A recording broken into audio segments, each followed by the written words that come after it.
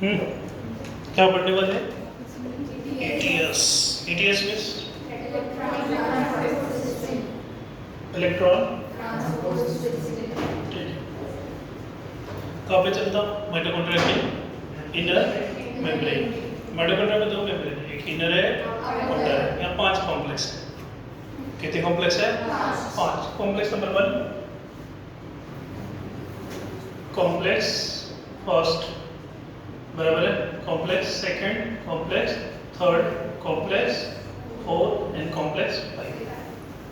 5 complex है। ठीक है, चलिए वन बाय वन देखते हैं। कॉम्प्लेक्स 1 का जो नाम है, इसका नाम है NADH2 डी हाइड्रोजीनेस। इंसर्ट में नाम लिखा है। अच्छा, कॉम्प्लेक्स 2 का FADH2 डी हाइड्रोजीनेस सक्सिनेट डीहाइड्रोजीनेस है। FADH2 succinate D हाइड्रोजीनेस। बात तो एक ही हो रही थी। ठीक है, सक्सिनेट हो गया। अच्छा, कॉम्प्लेक्स 3 साइटोक्रोम BC1।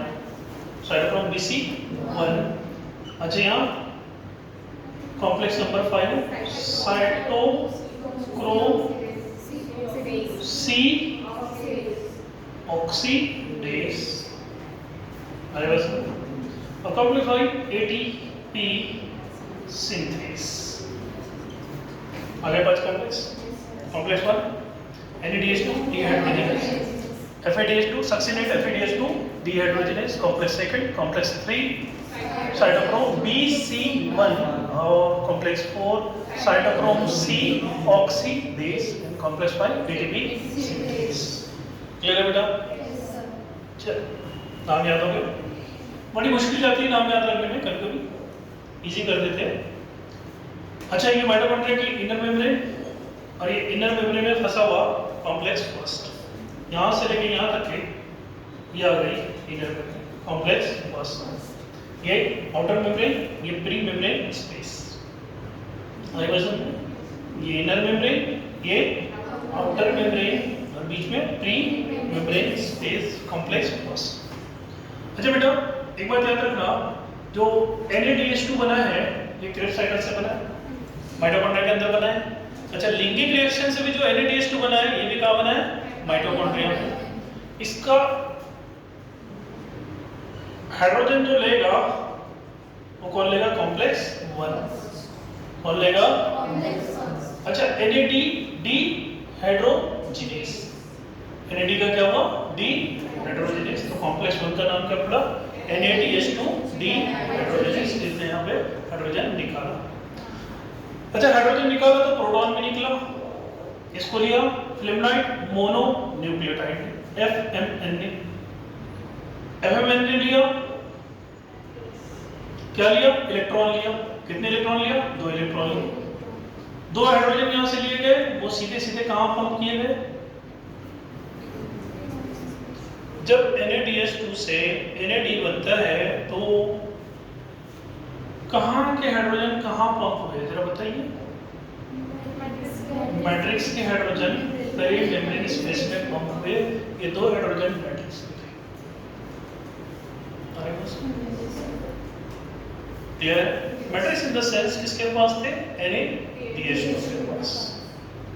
अरे बस, एक तो ये हाइड्रोजन ले लेंगे और दूसरा जनरल मैट्रिक्स से भी पंप होते हैं। पहले 1 बाय 1 कंसेप्ट देखते हैं। 2 हाइड्रोजन किसने पंप किया? NADH2। 2 हाइड्रोजन लेके NADH2 के पंप कर दिए। पहली बात समझ में? टोटल 4 हाइड्रोजन पंप हो गए। मैंने 2 की बात की। 2 किससे पंप हुए? NADH2 से। जब NADH2 कन्वर्ट हुआ किसमें? NAD में। तो यहाँ पे जो तो हाइड्रोजन निकले मैट्रिक्स में, ये कहाँ पंप हो गए? आ गई बात समझ? इसलिए मैंने मैट्रिक्स लिखा। NAD के टूटने के बाद NADH2 के टूटने के बाद NAD बनेगा, 2 हाइड्रोजन रिलीज हो गए, 2 इलेक्ट्रॉन फ्लेवोनाइड मोनोन्यूक्लियोटाइड से फेरस सल्फर सिस्टीन के पास फिर 2 इलेक्ट्रॉन जाएंगे। अरे बस कॉम्प्लेक्स का नाम NaDH2 डिहाइड्रोजनेज। अच्छा, यहाँ पे इलेक्ट्रॉन लेने वाला है UbQ0। कौन लेगा? Mobile electron carrier. UbQ0 is mobile electron carrier. ये UbQ0 मैट्रिक्स से हाइड्रोजन लेगा। क्या लेगा? हाइड्रोजन। अच्छा, एक बात याद रखिए, जब इलेक्ट्रॉन फेरस सल्फर सिस्टम से किसकी तरफ जा रहा है, तो यहाँ से कहाँ से, मतलब यहाँ से कहाँ से, मैट्रिक्स से फिर दो हाइड्रोजन कहाँ पंप हो रहे हैं? यानी टोटल कॉम्प्लेक्स में कितने हाइड्रोजन पंप कर रहे हैं? दो तो किससे लिया और दो कहाँ से लिया? अच्छा, UbQ0 ने जैसे हाइड्रोजन लिया, ये बन गया UbQ0। क्या बन गया? क्या बन गया? UbQ0। क्या बन गया? कब बन गया UbQ0? इसके पास इलेक्ट्रॉन कितने? दो। अरे बस। Now complex number 3। कौन सा कॉम्प्लेक्स है ये? Complex number 3, cytochrome Bc1। Cytochrome B, cytochrome B बराबर ferrous sulphur system, cytochrome C1। Cytochromes are the base electron carrier, copper contain करते हैं जनरली। अरे बात समझ में? ये बड़े प्रोटीन में छोटे छोटे गुच्छे हैं, छोटे छोटे सेंटर्स हैं इन आयंस के। कई साइटोक्रोम हैं, कई साइटोक्रोम फेरस सल्फर सिस्टम ये बना रहे प्रोटीन। अच्छा, UbQ0 से कितना इलेक्ट्रॉन ट्रैवल होगा? सिर्फ एक। कितना इलेक्ट्रॉन जाएगा? ये अपने पास एक रख लेगा। जब ये अवेलेबल नहीं रहेगा और एनर्जी की जरूरत पड़ेगी, ये अपने पास का इलेक्ट्रॉन दे देगा। बात समझ में आ गई? Any question? आगे बढ़े। ये UbQ0 ने जब इलेक्ट्रॉन दे दिया और इसने साथ ही साथ अपने पास जो दो हाइड्रोजन है, ये कॉम्प्लेक्स थर्ड से पंप करवा दिए। कितने हाइड्रोजन पंप करवा दिए? कहां से पंप करवा दिए? और UbQ0 बन गया वापिस से UbQ0। फिर रेडी है, फिर लेगा, फिर लेगा। यहाँ पे B है, यहाँ पे C है, इसलिए इसका नाम पड़ा cytochrome Bc1। Cytochrome B, cytochrome C1। अरे बस समझ, साइटोक्रोम Bc1। क्लियर है बेटा? कितने हाइड्रोजन पंप हुए? दो। कहाँ पंप हुए? पेरी इनर मेम्ब्रेन या पेरी मेम्ब्रेन स्पेस? आउटर और इनर मेम्ब्रेन के बीच। ठीक है। अच्छा, ये कॉम्प्लेक्स नंबर सेकेंड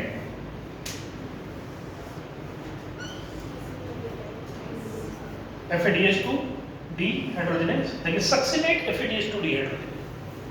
सक्सिनेट, अरे बस समझ, सक्सिनेट डिहाइड्रोजिनेज। मतलब ये एंजाइम क्या करेगा? FADH2 को तोड़ेगा किसमें? FAD में। जब तक तोड़ेगा नहीं तब तक छोड़ेंगे। तोड़ दिया, किसमें तोड़ा? FADH2 into the FAD। अच्छा, यहाँ पे फर्स्ट इलेक्ट्रॉन एक्सेप्ट कर FAD, flavin adenine dinucleotide, ferrous sulphur system. फिर यहाँ से कितने इलेक्ट्रॉन निकले बेटा? दो। किसने लिया? फेरस सल्फर सिस्टम में। ये दो इलेक्ट्रॉन कौन लेगा? UbQ0। क्या लेगा बाहर से? दो हाइड्रोजन। किसमें कन्वर्ट हो जाएगा? UbQ0।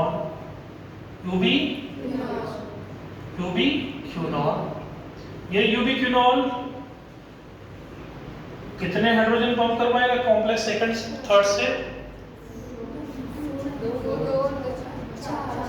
सॉरी, कितने हाइड्रोजन पंप करवाएगा? दो। कितने पंप कर पाएगा? ये दो और ये दो, तो कॉम्प्लेक्स टोटल कितने हाइड्रोजन पंप करता है? 2 FeDH2 से और 2 NaDH2 से, इस साइड से और इस साइड से, इनसे नहीं, इस साइड से बोला और इस साइड से बोला। क्लियर? क्लियर बच्चों? यूबी फिनॉल वापस किस में कन्वर्ट हो जाएगा? Ubiquinol. Any question? पक्का समझ में आएगा? क्लियर? Any question? यहाँ पे एक मोबाइल इलेक्ट्रॉन कैरियर है जिसका नाम है साइटोक्रोम सी। अच्छा, ये मोबाइल इलेक्ट्रॉन कैरियर, ये भी तो मोबाइल इलेक्ट्रॉन कैरियर है, दोनों में डिफरेंस क्या है?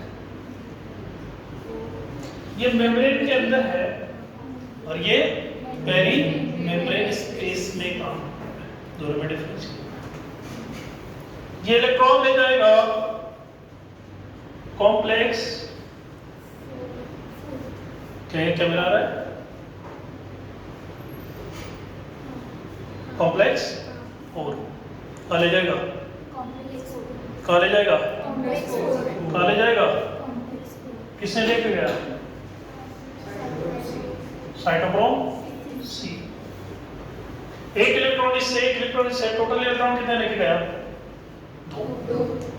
बराबर? क्लियर है? अच्छा, वन टाइम में 1 भी ले जा सकता है, डिपेंड करता है NaDH2 है या FeDH2 है, ऐसे अलग अलग मॉलिक्यूल ले आते हैं। क्लियर हो गया बेटा? यहाँ पे copper B, copper B, copper A, cytochrome A, cytochrome A3, copper B, बराबर? कॉपर B क्या लेगा? इलेक्ट्रॉन, यहाँ से इलेक्ट्रॉन यहाँ जाएगा, यहाँ से इलेक्ट्रॉन यहाँ से इलेक्ट्रॉन यहाँ, final electron acceptor nascent oxygen क्या बनेगा? Water, metabolical water.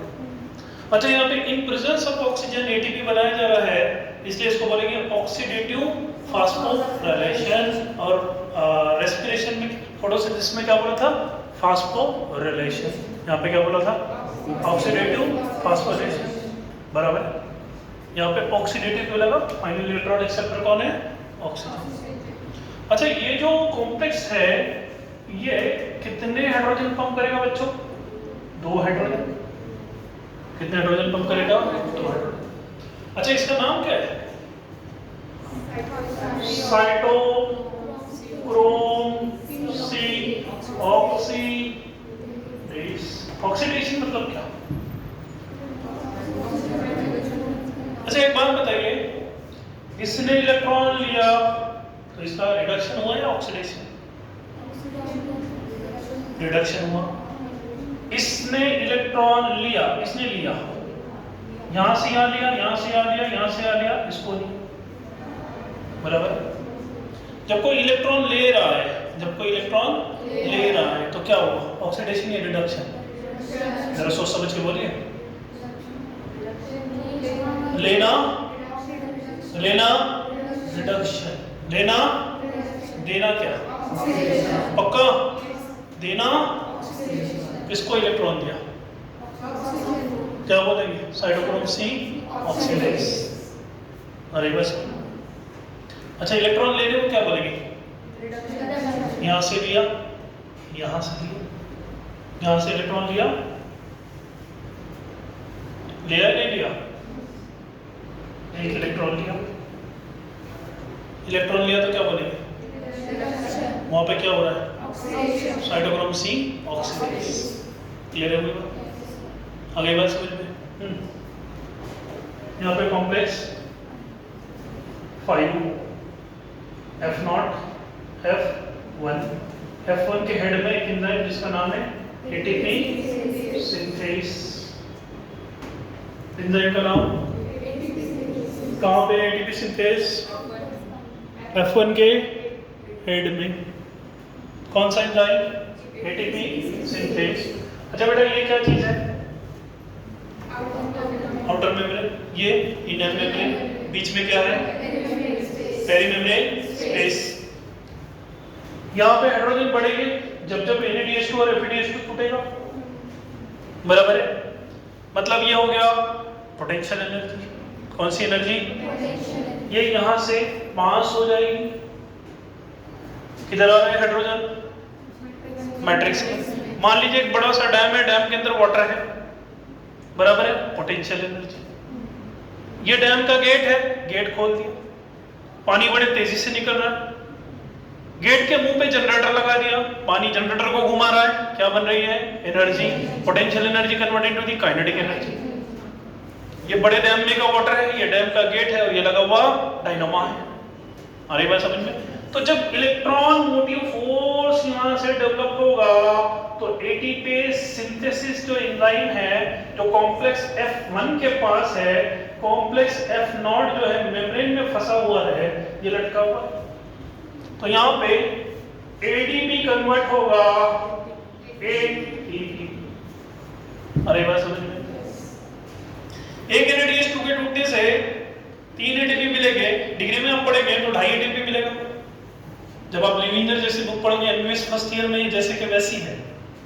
अरे बात समझ में? एक NADH2 के टूटने से कितने ATP मिलते हैं? 2 ATP। अरे बात समझ में? क्लियर है बच्चों? कॉम्प्लेक्स 1 का नाम? कॉम्प्लेक्स सेकंड का नाम? कॉम्प्लेक्स सेकंड का नाम? कॉम्प्लेक्स थर्ड का नाम? ये कौन सा है? थर्ड है। ये कौन सा है? सेकंड है। अच्छा, कॉम्प्लेक्स 4 का नाम? 5। बराबर है? अगली बात समझ में? पहले इलेक्ट्रॉन एक्सेप्टर कौन कॉम्प्लेक्स 1 में? दूसरा यहाँ पे, यहाँ पे, यहाँ पे, पहला दूसरा साइटोक्रोम में copper A, cytochrome A3 copper B, half molecule of O2, nascent oxygen. ये हाफ क्यों लिखा? नेसेंट ऑक्सीजन को लिखा। फाइनल इलेक्ट्रॉन एक्सेप्टर कौन? ऑक्सीजन। अरे बस क्लियर हो गई बात?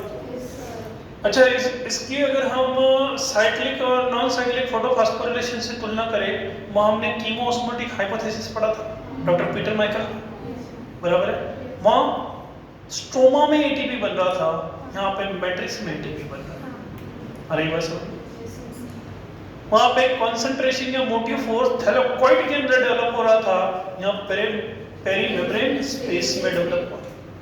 आगे बात समझ में? अच्छा चलिए, इसका कुछ फार्मूला बताया था, FM फिर से उल्टा कर, FM मतलब FM है, फिर से मतलब उल्टा कर, ये भी करना बराबर है। FD फिर से उल्टी कर, पहले नंबर पे FM फिर से उल्टा कर, FD फिर से उल्टा कर, सब फिर से साइन कर, सब फिर से साइन कर, फिर से एक बार बताइए, सब फिर से साइन कर, साइड करा,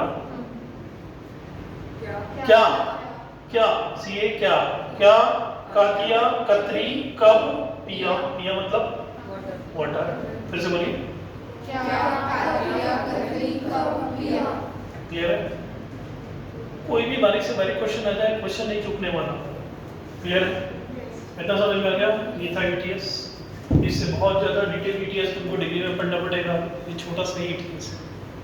बाद में क्वार्टी और कोरिक साइकिल इसमें ऐड हो जाएगा, तो आपको कम से कम 2 या 4 दिन लगेंगे ETS को समझने को ठीक से डिग्री में। तब तक वेट कीजिए।